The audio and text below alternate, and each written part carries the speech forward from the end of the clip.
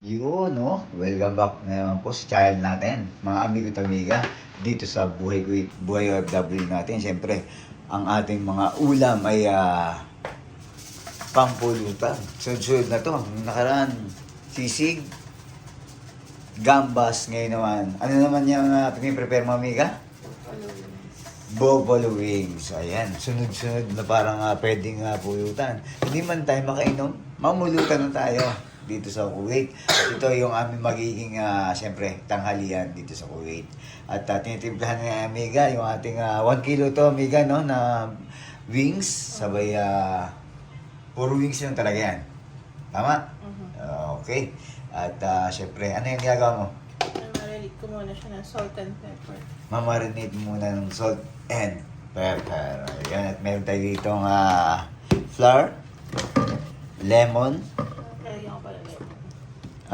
sugar,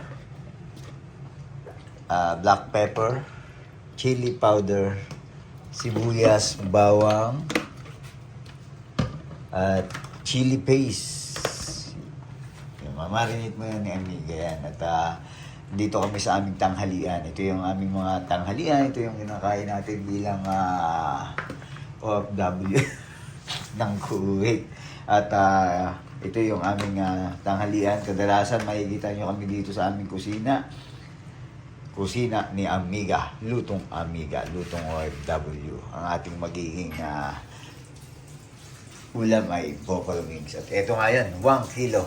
Marinate muna natin, mga kahit ilang minuto lang to. Tapos ang ganda ng araw, mapakita ko sa inyo. Ito yung ating araw dito sa labas habang kami nagluluto. Ayan, no? Ito yung labas namin ni Amiga.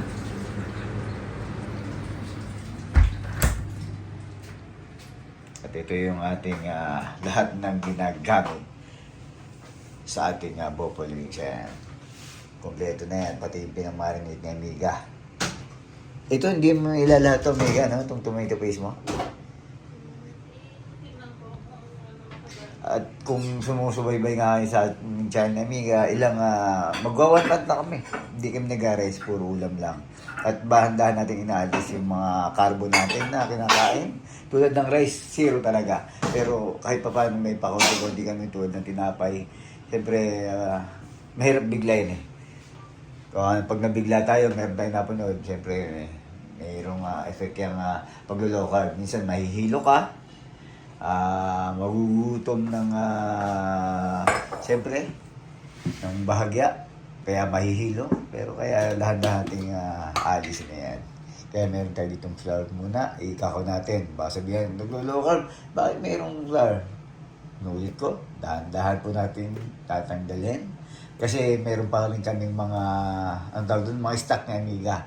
Siyempre, alam naman itapo namin yung mga natira namin na local. Mag-local kami ni Amiga, pag ubos ko talaga yung aming mga stock. Kasi meron pa kaming mga tulad ng tinapay. May natira pa kami. Mga, yung, ang naubusan ni Amiga dito, yung yung Maggi, ano yun, cubes, no? Wala na kaming garlic. Garlic powder.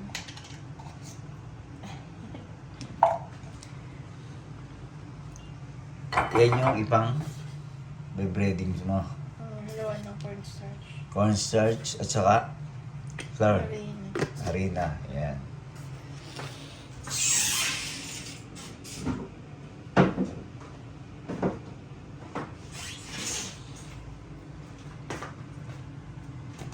Tapos, chili powder. Konting Para, siyempre, yan yung magpapagana sa atin. Tulad na sinabi ko, papartneran lang namin siya ng tinapay. Kasi nga, cucumber ka pa ba? may cucumber pa ako. Tsaka cucumber. Pag naubos na lahat, katulad nung lagi namin ginagamit dati, si Amiga, ginagamit niya yung cubes, hindi na rin kami bibili nun. Lahat ng naubos na hindi na siya carbo, na carbo, hindi namin bibilihin. Tapos, yung patis, dati patis ang nilalagay ni Amiga dyan, pang marik, kasama. Wala na kami patis, hindi na kami bibili ng patis. Kaya habang wala na ang mga tukso sa amin at maging 100% low carb na kami, mga low carbers. Tama ba yan? Halu-haluin lang, tapos prito na yan. No, Amiga? Okay. Naghihiwa na si Amiga. Para sa naman yung mga bawang Amiga? Sa sauce ng buffalo. Sa sauce ng buffalo. Ano ba yung magiging sauce ng buffalo mo? Ayan, yung may tomato paste. Lalagyan ng sukal. Ng asukal, ito. Yan yung Konting toyo. konting toyo. So, kukuha na ako ng toyo. Patayin toyo. Tulog daw pala yung pang buffalo ni Amiga. Yan, pag naubos na ito mga to, meron kaming light sauce din eh. Siguro pwede na yan. Pag naubos yung ating soy sauce na dato puti. Yun. Ano pa? Ang gagawin mo sa sauce mo ito? Paminta, tsaka yung... Paminta.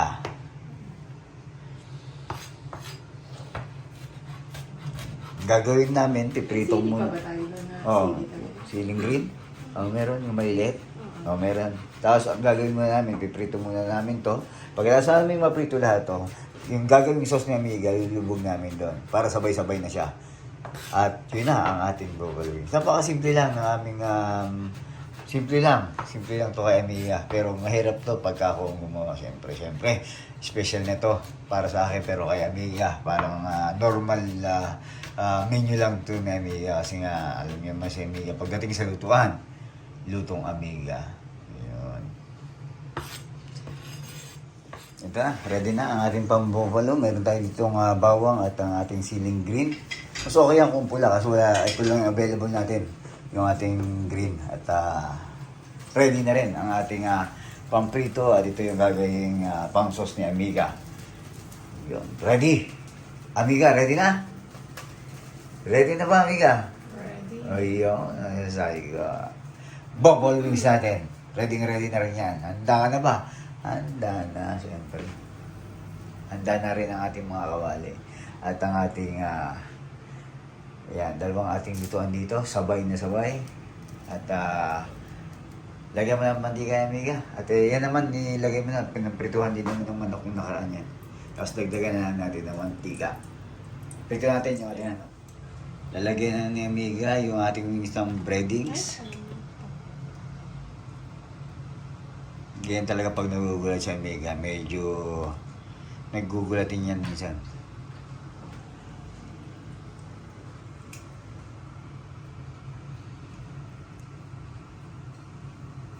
Yun ang paborito na Amiga. Paborito mo yung wings, di ba, Amiga? At kung matagal na kayo yung nanonood sa channel namin, ang parteng gusto namin ni Amiga, hindi kami mag-aaway niya sa manok. Kanya ang wings, sa akin ang puwet at mga tay. Ayan. Basta kay wings, mag-ingat ka. Ayan. Kaya hindi pa tayo nakakain nga pala dito. Yung ano nga yung kan dito, yung resto na puro wings lang. Ano, Wingstop.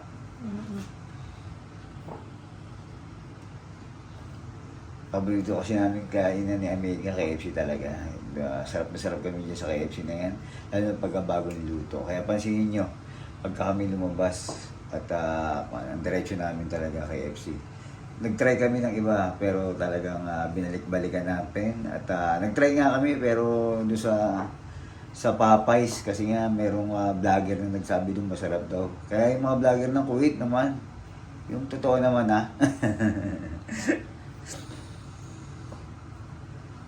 yung sabi nila yung... Kanya-kanya naman kasing preference. Oo, kaso nga lang, may sinasabing cheese na cheese daw, hindi naman totoo. Ito, totohanan tayo, hindi naman totoo yung cheese na cheese. Parang may tubig naman eh.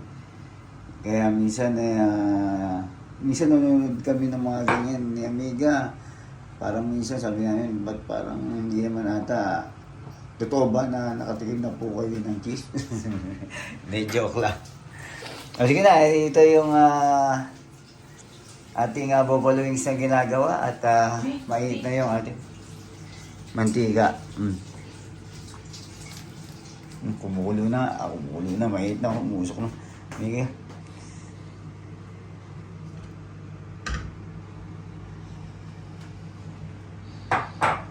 Ito na natin yan. Dagdagan na ng mantika. Ano? Yan.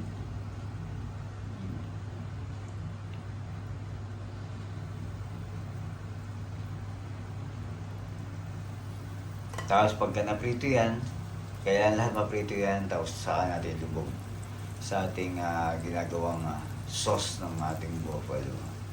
Sarap to. Lalo na yung mga nakarang kinain namin ni Amiga. Parang lahat nga, pampulutan eh. Sisig, gambas, at ngayon nga ang buffalo wings. Sana panoorin nyo yung aming mga video at ito yung aming, yung mga nakaraan, yung mga naging tanghalian namin Amiga. Ngayon, pinipilit namin ni Amiga sa isang araw, 2 beses lang kami kakain. Sa gabi, kahit ano-ano na lang eh. Tapos sa tanghalian, ito lang, yung ulam lang at pinapartner lang namin minsan soup, cabbage o pipino. Yun lang naman ang ating kinakain sa ating tanghalian at binagsak na ni Amiga ang garlic. Ito na yung sauce na gagawin ni Amiga.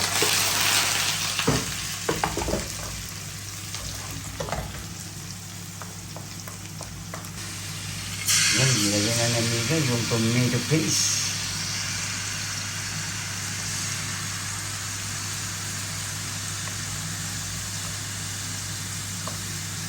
Haluin lang natin.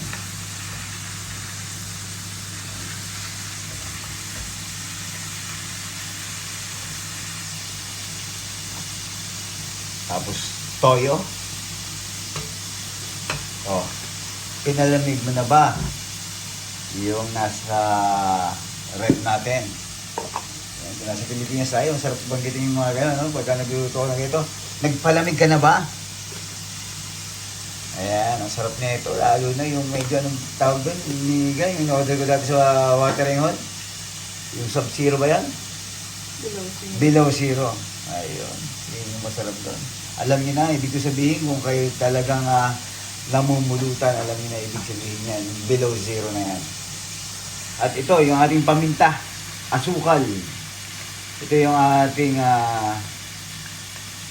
sauce ng ating buffalo wings. Pero kailangan lahat, siyempre, nakaprito ang ating buffalo wings. At ito na lahat, may breadings na.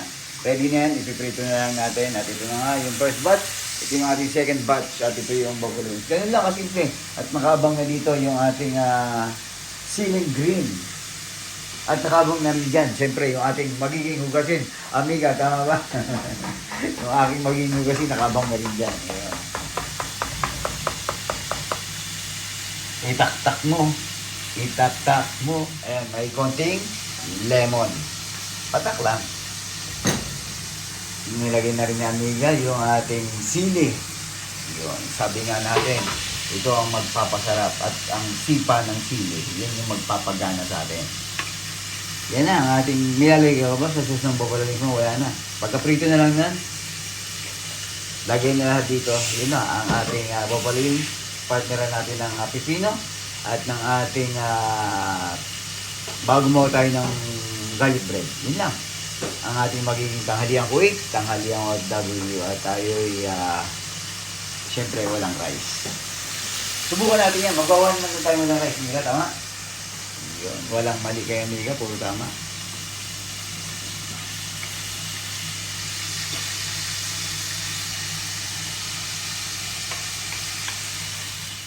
Yan, dito na ang ating buffalo wings at mamaya, kasi naliligo pa si Amiga, ididip na lang natin siya dito sa ating ginawang buffalo sauce.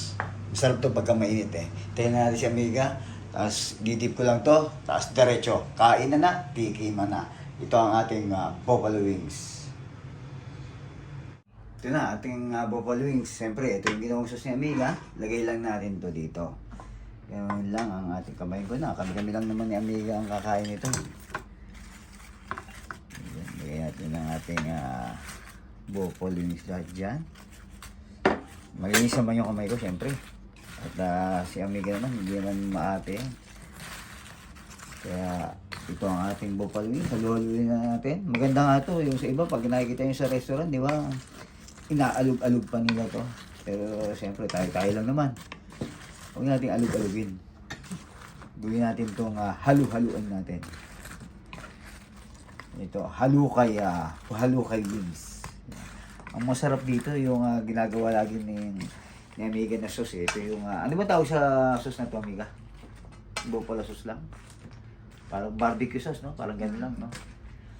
Kasi sa mga wings, di ba, parang nakakita ko na may mga cheese, yung mga flavor, di ba? Iba-iba. Di ba Iba-ibang nakaraan flavor. garlic? Garlic nung Parmesan, nakaraan, ano? parmesan garlic ba? Garlic Wings. parmesan. Ito parang barbecue wings lang itong ginawa ni Amiga na to, pero ito yung paborito kong flavor na ginagawa ni Amiga sa wings. Okay na yan. Okay na to, mga amigo to Amiga. Itong halong to. Okay na. Tara, kain na na, Amiga. Ito yung ating Buffalo Wings. Tutukan mo, Amiga. Tutukan mo. Ayan, no? Yan na. Ready na ang ating Buffalo Wings ng Kuwait. Kita mo, parang model ng kasi ano matawag dito? Ng kawali. Ayan, no? Loading pa. Loading kawali yung limang gamit. Ano na? Buffalo Wings.